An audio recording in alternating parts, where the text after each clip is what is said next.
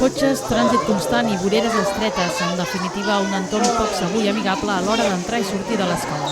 Això és el que denuncia l'Associació de Famílies de l'Escola Ferrer i Guàrdia de Granollers, que ha decidit emprendre una sèrie d'accions per reivindicar un espai favorable al voltant del centre. Aquí a Roger de Llúria ens semblava que també podíem fer una activitat una mica més de poder ocupar més l'espai també, que els infants tinguin més espai que no només sigui la vorera, perquè tot i que hi ha valles, tampoc no és com un espai per jugar. No tenim un parc com super a prop o un carrer molt més ampli com sí que tenen altres escoles.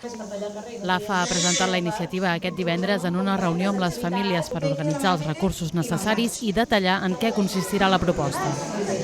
És un tall que durarà una horeta, de 4:30 a 5:30, perquè a les 4:30 és quan hi ha la sortida d'infantil i, de fet, els cursos que surten per aquest carrer, per Roger de Llúria, i primària surt a les 5. Llavors, amb aquest decalatge d'aquesta hora, tallarem aquest carrer i la idea també és poder ocupar-lo fent alguna activitat una miqueta més significativa i de joc.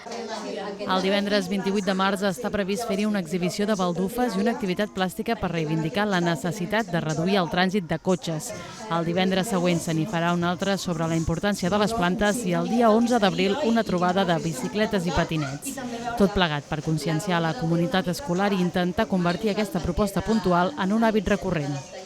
És una crida en general, des de a la resta de famílies, de ser conscients que podem tenir aquest espai, utilitzar-ho, com ens podríem organitzar o no, si seria viable, realment quin seria l'impacte econòmic o la necessitat que això hi hauria, però també a nivell de ciutat, de reivindicar a nivell social els espais per la canalla. La iniciativa començarà el pròxim divendres i compta amb el suport del col·lectiu Granollers i de l'entitat Granollers Pedala.